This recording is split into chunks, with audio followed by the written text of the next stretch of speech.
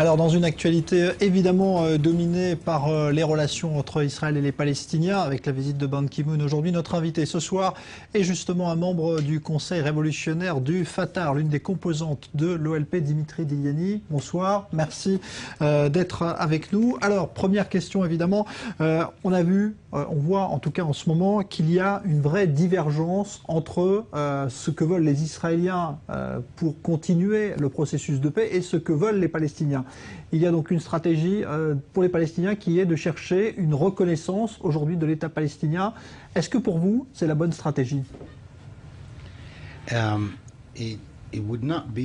Ce ne serait pas jugé s'il s'agissait simplement de quelque chose d'isolé, mais cela vient à la lumière du refus du gouvernement israélien d'avancer avec le processus de paix, de continuer avec ses activités d'implantation qui se poursuivent avec une mentalité colonialiste, avec des gouvernements de droite en Israël qui mènent cette politique. Nous nous retrouvons en fait sans que les États-Unis prennent leur rôle d'intermédiaire honnête parce ils sont du côté d'Israël, avec Israël qui nous refuse nos droits. C'est la seule manière de faire, c'est de nous adresser à la communauté internationale et demander au monde de mettre fin à cette dernière colonisation qui existe aujourd'hui dans le monde. Et je pense que hier, les conférences économiques pour soutenir Gaza, reconstruire Gaza au Caire,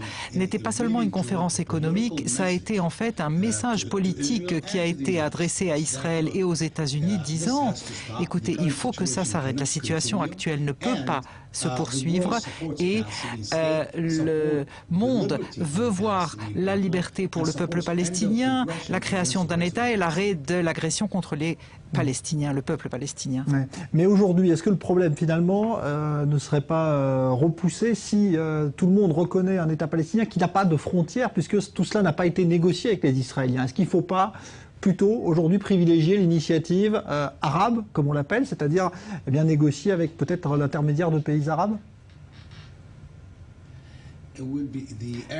Les pays arabes et les pays musulmans ont tous mis sur table une initiative en 2002 qu'Israël a rejetée au fil de tous ses gouvernements et premiers ministres depuis lors. Nous sommes en train de nous heurter au mur.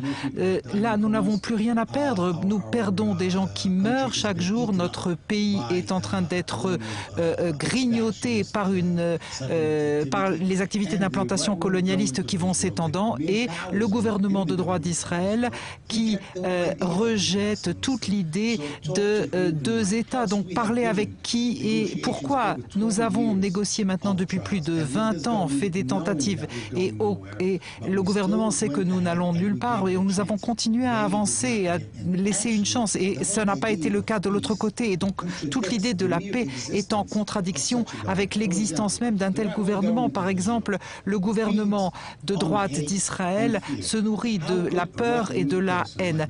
Comment est-ce qu'une personne de droite comme Benjamin Netanyahu, Bennett ou Lieberman a un soutien populaire s'ils n'ont pas matière à nourrir cette peur de la population, cette phobie en fait, et donc de les éloigner de la paix. Et donc émotionnellement, mais ils sont d'accord avec cette idéologie et votent pour eux. Mais ça ne donne pas une opportunité à la paix parce que les gens, quand ils auront de l'espoir, ils changeront de gouvernement. Jusqu'aujourd'hui, Netanyahou n'a rien offert et la conférence du Caire d'hier a montré que le monde entier est d'un côté et Israël est de l'autre. Mais quand Netanyahou a réaffirmé à la tribune de l'ONU qu'il était prêt à déjà à réaffirmer son accord pour une solution à deux États, mais surtout à réaffirmer qu'il était prêt à envisager une solution de paix régionale, c'est-à-dire négocier avec des acteurs peut-être comme l'Égypte.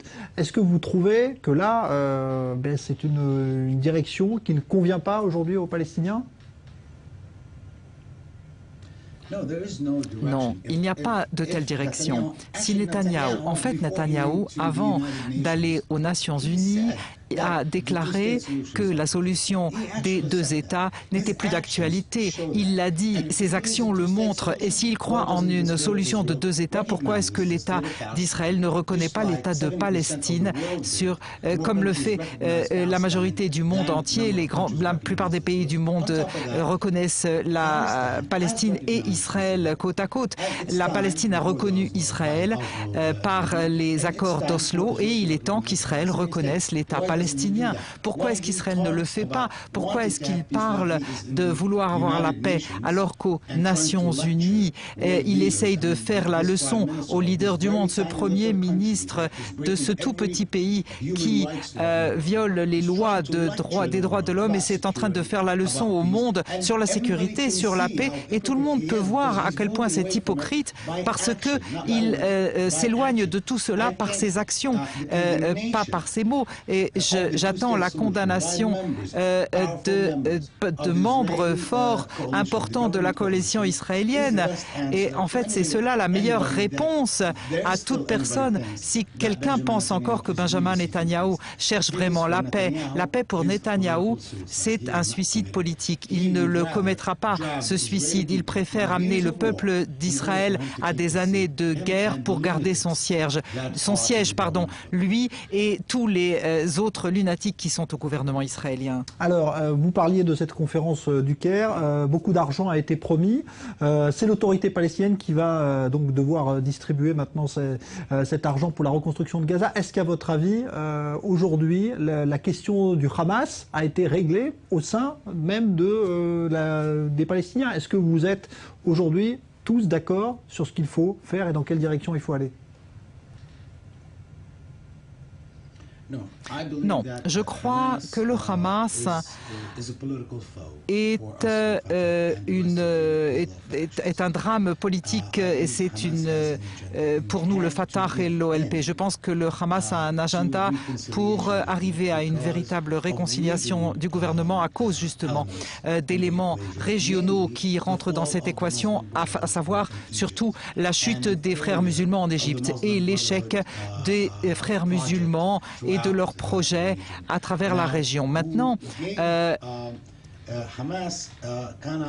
ce qui donne au Hamas sa popularité, c'est Benjamin Netanyahou, parce que Benjamin Netanyahou a nommé le Hamas comme l'ennemi lors de la dernière agression, alors que le Hamas admet que le nombre de membres du Hamas tués lors de la dernière agression sur les 2359 Palestiniens, le chiffre était moins que le nombre de soldats israéliens qui ont été tués, donc moins de 60.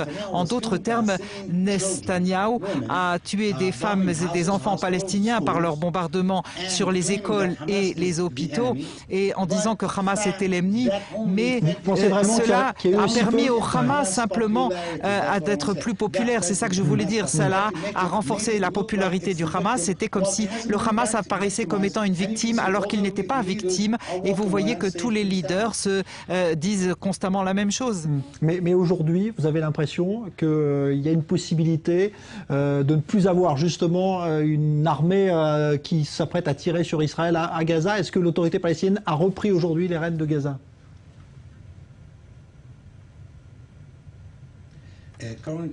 Actuellement, le Fatah ne contrôle pas Gaza, c'est en processus, mais je crois que après qu'il y aura des élections palestiniennes, cela est censé avoir lieu d'ici quelques mois, les élections législatives et présidentielles, je pense que le Hamas va être marginalisé et alors le Fatah et d'autres factions de l'OLP reprendront le contrôle. Mais je pense que les gouvernements de droite d'Israël doivent cesser de donner au Hamas des points de popularité parmi les Palestiniens. Les plus grands soutiens du Hamas sont Netanyahou, Bennett et Lieberman, et le plus grand soutien de Bennett, Lieberman et Netanyahou, c'est le Hamas, parce qu'ils se nourrissent réciproquement de popularité dans leur propre population. Merci beaucoup, Dimitri Diliani. Je rappelle que vous êtes membre du Conseil révolutionnaire du Fatah. Merci d'être venu dans le Grand Direct ce soir. C'est un plaisir. Merci à vous. Un nouveau journal dans un instant. Bonne soirée.